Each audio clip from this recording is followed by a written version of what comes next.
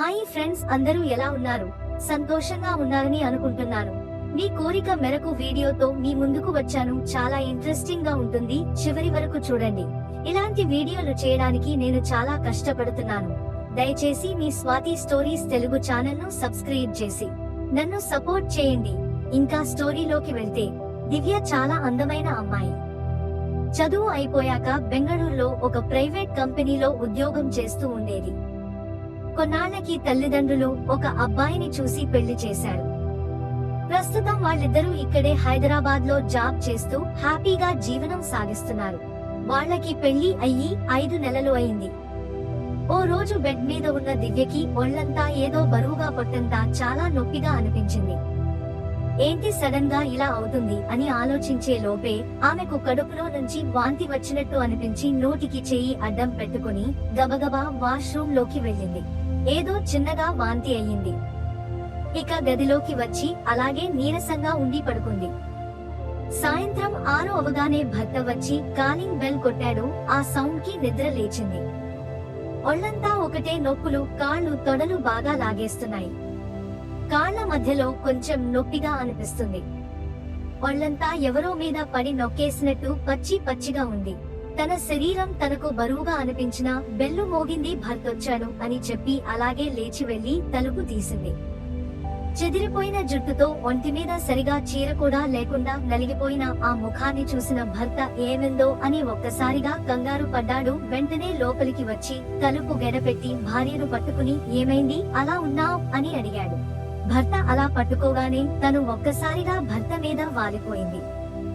భర్త కంగారుగా ఏమైంది దివ్య, ఏంటి అలా ఉన్నావ్, ఏం జరిగింది అని కంగారుగా అడుగుతూ ఉంటాడు.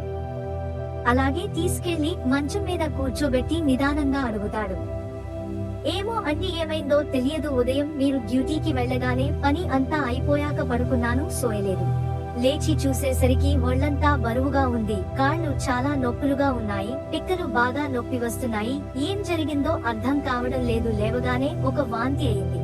అవునా, ఇప్పుడు ఎలా ఉంది? సరే, ఒక 2 నిమిషాలు ఉండు, నేను ఫ్రెష్ అయ్యి వస్తాను, హాస్పిటల్ కి వెళ్దాం అని అంటాడు. హాస్పిటల్ అని అనగానే దివ్యకి కంగారు మొదలైంది. ఇంతలో భర్త ఫ్రెష్ అయి వచ్చి పద దివ్య వెళ్దాం అని అంటాడు. పర్వాలేదు లేండి, ఇప్పుడు ప్రస్తుతానికి తగ్గిపోయింది, నాకు బాగానే ఉంది అని మొహంలో కంగారు కనిపించకుండా చెప్తుంది. అయినా సరే ఏం పర్వాలేదు, పద ఒకసారి హాస్పిటల్ కి వెళ్దాం అని తను వద్దంటున్న కారులో హాస్పిటల్ కి తీసుకువెళ్తాడు. దివ్య ఇంతకు ముందు కూడా ఓసారి అదే హాస్పిటల్లో తన ఫ్రెండ్ డాక్టర్ సంధ్య దగ్గర చూపించుకుంది. సంధ్య దివ్యను చూసి కొన్ని రక్త పరీక్షలు, స్కానింగ్ రాసింది. ఇక భర్త వెళ్లి బిల్ కట్టి రాగానే ఇద్దరు ల్యాబ్ కి వెళ్లి బ్లడ్ శాంపుల్ ఇచ్చారు. అది అవ్వగానే భర్తని వెయిటింగ్ హాల్లో కూర్చోబెట్టి తను ఒక్కటే స్కాన్ రూమ్ కి వెళ్ళింది. స్కాన్ అయిపోగానే దివ్య చాలా కంగారు పడుతూ బయటకు వచ్చింది. భర్త పక్కన కూర్చుని రిపోర్ట్స్ కోసం వెయిట్ చేస్తూ ఉంది. ఇంతలో భర్తకి ఆఫీస్ నుంచి ఫోన్ వస్తే పక్కకు వెళ్లి మాట్లాడుతూ ఉన్నాడు. ఇంతలో రిపోర్ట్స్ రాగానే దివ్య వెంటనే ఆ రిపోర్ట్ చూసుకుని తన ఫ్రెండ్ డాక్టర్ దగ్గరికి వెళ్లి చూపించింది. రిపోర్ట్స్ అన్ని చూసి ఇంకేంటి దివ్య ఎలా ఉంది, నీ పెళ్లి జీవితం, పెళ్లికి రాలేకపోయాను, ఏమీ అనుకోకు అని చెప్పింది డాక్టర్. రిపోర్ట్స్ అన్ని బాగానే ఉన్నాయి, నువ్వు పెద్దగా కంగారు పడాల్సింది ఏమీ లేదు, సంతోషకరమైన వార్త ఏంటంటే నువ్వు తల్లి కాబోతున్నావు అని అంది. ఆ మాట విని దివ్య షాక్ అయింది. దివ్య అలా ఉండడం చూసి ఏమైంది దివ్య, ఇది చాలా సంతోషమైన విషయం కదా, ఎందుకు నువ్వు అంత దిగులుగా ఉన్నావు, కంగారు పడుతున్నావు అని అడుగుతుంది డాక్టర్. దివ్య ఏం మాట్లాడకుండా అలా సైలెంట్ గా ఉంది. వెంటనే డాక్టర్ నర్స్ ను బయటకు పంపించి తలుపు వేయమంది. ఏమైంది దివ్య, ఏమైంది, ఎందుకు అలా బాధగా ఇప్పుడు ఉన్నావు చెప్పు అంది డాక్టర్. ఏమీ లేదు సంధ్య, నాకు ఈ బిడ్డ వద్దు, నాకు వెంటనే ఆపరేషన్ చేసి ఈ బిడ్డను తీసేయ్ అని అంది దివ్య. అదేంటి, ఎందుకు అలా అంటున్నావ్, ఏమైంది, నిజం చెప్పు. మీ ఆయన నిన్ను ఏమైనా ఇబ్బంది పెడుతున్నాడా, ఎందుకని ఈ ప్రెగ్నెన్సీ వద్దంటున్నావ్ అని డాక్టర్ గట్టిగా అడిగేసరికి ఏమీ లేదు సంధ్య, ఈ విషయం మా ఆయన దగ్గర అసలు చెప్పకు, నీకు ఒక విషయం చెప్తాను అని అంది. ఏమై ఉంటది అని సంధ్య డాక్టర్ ఆలోచిస్తూ ఉండగా అప్పుడు దివ్య చెప్పడం మొదలు పెట్టింది. నేను మా ఊర్లో ఉన్నప్పుడు చాలా సంతోషంగా ఏ బాధ లేకుండా ఉండేదాన్ని. తర్వాత బీటెక్ లో జాయిన్ అయ్యాక నాకు ఒక అబ్బాయి పరిచయం అయ్యాడు. అతని పేరు చందు. అతనితో మాట్లాడటం మొదలు పెట్టాను. అతను కూడా చాలా మంచివాడు, బాగా డబ్బున్న అబ్బాయి. రోజు ఇద్దరం కారులో బయటకు వెళ్లేవాళ్ళం. అప్పుడప్పుడు కారు గేరు మారుస్తూ నా తొడలను చేతులతో తరిమేవాడు. పొరపాటున తగులుతుందేమో అని అనుకునేదాన్ని. కొన్నాళ్లకి మా పరిచయం కాస్త ప్రేమగా మారింది. రోజు రాత్రి పగలు చాటింగ్లు, ఫోన్ కాల్స్ మాట్లాడుతూ ఉండేవాళ్ళం. అప్పుడప్పుడు సరదాగా బయటికి తీసుకెళ్తూ ఉండేవాడు. ఖర్చు అంతా తనే చూసుకునేవాడు. తర్వాత మా ఇంట్లో ప్రేమ పెళ్లి ఒప్పుకోకపోవడంతో నా చదువు అయిపోయాక నేను పెద్దవాళ్ళు చూసిన సంబంధం చేసుకున్నాను. అయితే మొన్న నేను పక్కనే ఉన్న షాప్ కి వెళ్లి బ్యాంగిల్స్ కొనుక్కుంటుంటే అతను నాకు ఎదురుపడ్డాడు. సడన్ గా చూసి భయపడ్డాను. తర్వాత నార్మల్ అయ్యాను. అతను కూడా ఎలా ఉన్నావ్ దివ్య, ఏం చేస్తున్నావ్ ఇప్పుడు అని అన్నాడు. పర్వాలేదు, పెళ్ళయింది, ఇక్కడే ఫ్లాట్ తీసుకుని ఉంటున్నాం అన్నాను. అవునా, నేను కూడా అదే అపార్ట్మెంట్ లో ఫ్లాట్ తీసుకున్నాను, వచ్చి 1 నెల అవుతుంది అని అన్నాడు. ఆ మాట విన్నాక లోపల ఏదో తెలియని చిన్న ఆనందం మొదలైంది. ఇక అలా నంబర్ తీసుకుని ఇద్దరం రోజు మళ్ళీ ఫోన్ మాట్లాడుకోవడం మొదలు పెట్టాం. ఓ రోజు మా ఆయన క్యాంపుకి వెళ్ళినప్పుడు లాంగ్ డ్రైవ్ కి వెళ్ళాం అన్నాడు. అలా లాంగ్ డ్రైవ్ లో కొంత దూరం వెళ్ళగానే సడన్ గా వర్షం వచ్చింది. డ్రైవింగ్ కి ఇబ్బంది అవుతుందని ఓ చెట్టు కింద రోడ్డు పక్కనే కార్ ఆపాడు. ఆ రోజు వర్షం చాలా సేపు కురిసింది. మేము కూడా చాలా సేపు ఆ కారులోనే ఉండిపోయాం. వాతావరణం చక్కగా బాగుంది కదా అని నిదానంగా నా కాలు పైన చేస్తూ చనువుగా మాట్లాడుతూ ఉన్నాడు. ఆ వాతావరణంకి, ఆ చల్లదనానికి అతని చేతి స్పర్శ నాకు ఏదోలా అనిపించింది. కాసేపు మా మధ్య మాటలు లేవు. మా ఇద్దరి కళ్ళు ఒకరినొకరిని చూసుకుంటూ ఉన్నాయి. నేను అతని వైపు చూస్తూ ఉన్నాను. అతను కూడా నా కళ్ళల్లో కళ్ళు పెట్టి చూస్తూ ఉన్నాడు.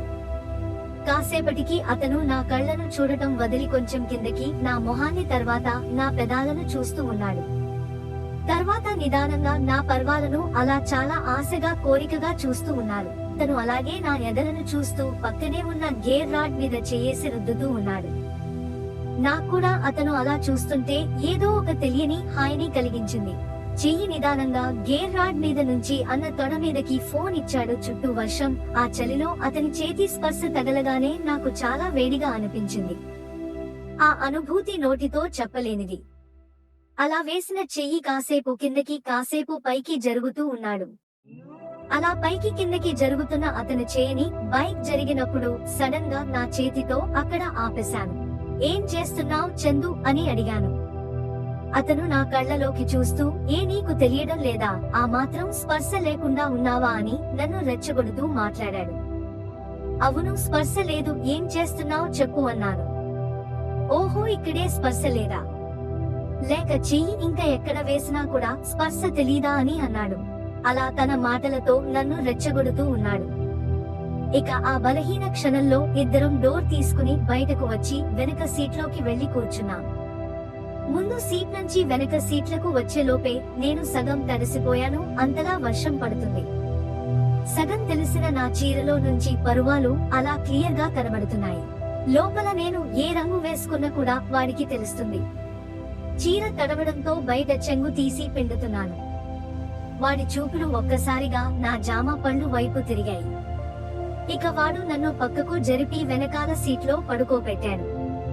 తడిసిపోయిన నా శరీరాన్ని వారి శరీరంతో వెచ్చపరుస్తూ నా అందాలను తన చేతులతో ఒక లాలిస్తూ ఉన్నాడు. జలుబు చేసినాడు, ఆవిడ పట్టినట్టు వాడు నా చీర కింద లోపల ఆవిరి పట్టాడు. ఆ బలహీన క్షణంలో నేను వాడికి లొంగిపోయాను. మా మధ్య గంటన్నర సేపు ఒక మరుపురాని తీయటి యుద్ధం జరిగింది. అలా కొద్దిసేపు ఇద్దరం తనివి తీరా ఒకరినొకరు ఆస్వాదించుకున్నాం. అలా కొద్దిసేపు గడిచాక వర్షం అయింది. ఎలాగో కార్యక్రమం కారులోనే అయిపోయింది కాబట్టి ఇక అటువంటి వెనక తిరిగి మా అపార్ట్మెంట్ కి వచ్చేసాము. ఇది జరిగి 1 నెల రోజులవుతుంది. బహుశా ఇప్పుడు నాకు వచ్చిన ఈ గర్భానికి కారణం తనేనేమో అని కంగారు పడుతూ తన డాక్టర్ ఫ్రెండ్ కి చెప్పింది. పెళ్లైన దగ్గర నుంచి నాకు భర్త నేను సరిగ్గా కలిసిందో లేదో, ఇప్పుడు ఈ విషయం నా మొగుడికి తెలిస్తే ఇంకేమైనా ఉందా, నన్ను చంపేస్తాడు. ప్లీజ్ నాకు ఈ కడుపు వద్దు, నాకు వెంటనే దీన్ని తీసేసే అని బతిమాలుతుంది. సరే నువ్వు కంగారు పడకు, రేపు ఒకసారి హాస్పిటల్ కి రా అని చెప్పి పంపించేస్తుంది.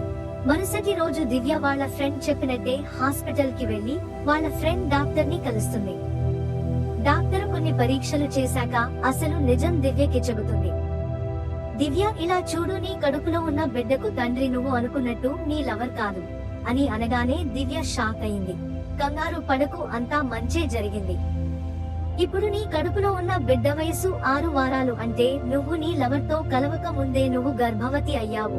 అది కూడా మీ భర్త వల్లే జరిగింది. ఈగో రిపోర్ట్స్ అని ఆ రిపోర్టులు దివ్యకు చూపించింది. దివ్య చాలా సంతోషంతో వాళ్ళ డాక్టర్ ఫ్రెండ్ను కౌగిలించుకుని సంతోషంగా తిరిగి ఇంటికి వెళ్ళింది. మీకు నా కథ నచ్చితే దయచేసి లైక్ చేసి సబ్స్క్రైబ్ చేయండి.